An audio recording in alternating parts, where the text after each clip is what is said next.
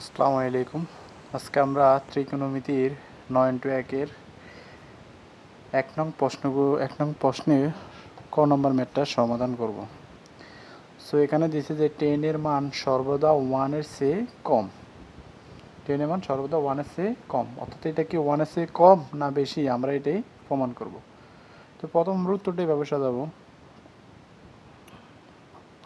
যে 10 এর মান সর্বদা 1 এর চেয়ে কম।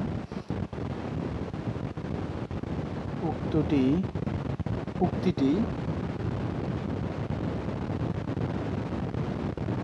সত্য নয়।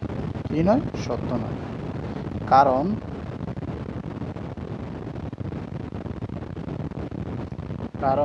এর ভিন্ন ভিন্ন মানের জন্য 10 এর মান 1 এর চেয়ে কম বা বেশি হতে পারে। কারণ এর ভিন্ন ভিন্ন মানের জন্য ভিন্ন ভিন্ন মানের জন্য 10 এর মান 1 এর চেয়ে বড় বা ছোট হতে পারে। তোমরা এই পর্যন্ত লেখলেও হবে যে 10 এর মান সর্বদা 1 এর চেয়ে কম, উক্তিটি সত্য নয়। তারপরে এর না লেখলেও হবে, তারপরে এই লেখাটা লিখলে হবে যেমন ইকুয়াল টু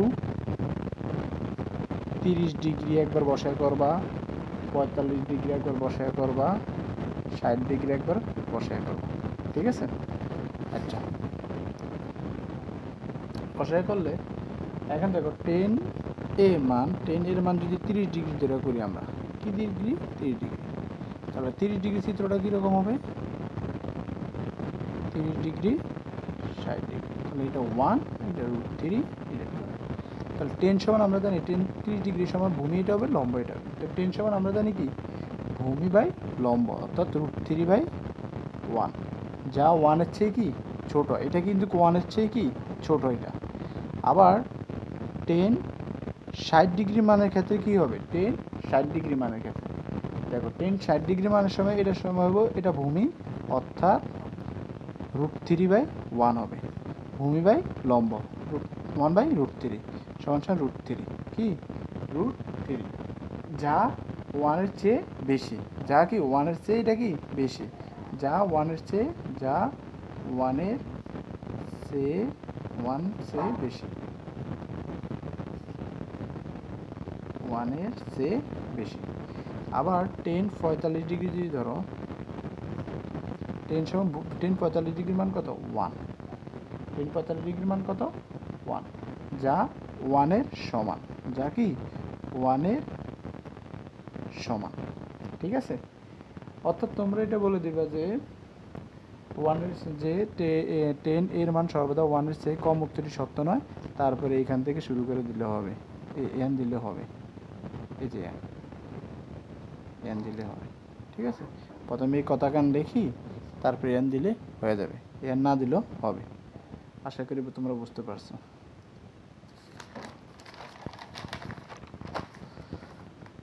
তারপরে আমরা 2 নম্বর ম্যাথটা, তো খ নম্বর ম্যাথটা তো একটা মানে ইম্পর্টেন্ট নাই। কটে হলো কট ও এর গুণফল। এটা তো একটা উক্তিটি সঠিক নয়। কটে হলো কট ও এর গুণফল, এটা উক্তিটি সঠিক নয়। ঠিক আছে? এখানে কট হলো ত্রিকোণমিতিক অনুপাত। কট হলো কি ত্রিকোণমিতিক অনুপাত। এটা তো একটা, এটা এইভাবে বলে দিলে হবে যে কট এ হলো কট ও এর গুণফলের উক্তিটি সঠিক নয়। এখানে কট হলো ত্রিকোণমিতিক অনুপাত। এ হলো সমকোণী ত্রিভুজের যে কোনো একটি কোণের মান, যা কটের সাথে যুক্ত হয়ে অর্থপূর্ণ ত্রিকোণমিতি গঠন করে। ঠিক আছে? এটা এভাবে বললেও হবে। আর এটা তত একটা ইম্পর্টেন্ট নয়, এই জন্য আমি আর করাতেছি না। এখন এরপর ম্যাট্রিকটা আবার ইম্পর্টেন্ট, যে এর কোন মানের জন্য স্যাকে সমান, যে এর কোন মানের জন্য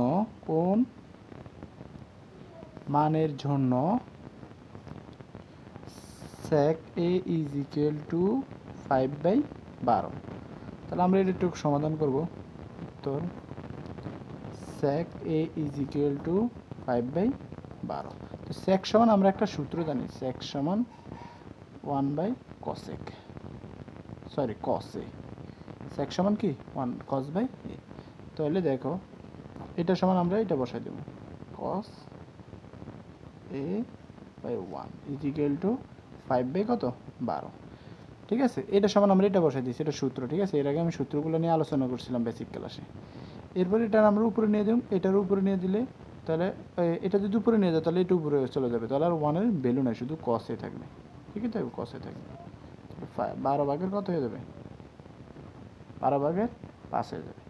এখন দেখো এই 12 দ্বারা 5-এর যদি ভাগ করো, কি ধরো 12 দ্বারা যদি 5-এর ভাগ করো তাহলে পাইবা 65 পয়েন্ট কত পাইবা? 38 পাইবা। এখান দিয়ে আমি ভাগকার দেখাইলাম না, তোমরা 12 দ্বারা 5-এর ভাগ করে করলে দেখবা 65.38 বা 36 পাইবা, এরকম একটা সামথিং মান পাইবা। তারপর দেখো এখানে cos a, আমি এর মানে বাইর করব, তাহলে এখানে একটা এক্সট্রাভাবে cos নিব। ঠিক আছে, cos নিব, তাহলে এই cos-এ বাদ। আমি জাস্ট এখানে কেটে বুঝেছি, পরীক্ষায় তো তোমরা কাটা যাবে না। ঠিক আছে, তাহলে এই cos বাদ, আর থেকে a, তাহলে 65.38 ডিগ্রি হবে। তাহলে এর মানের জন্য লিখবা যে এর মানের জন্য sec a সমান 5/12 হবে। এটাই রেজাল্ট। আশা করি বুঝতে পারছো তোমরা ক্লাসটা।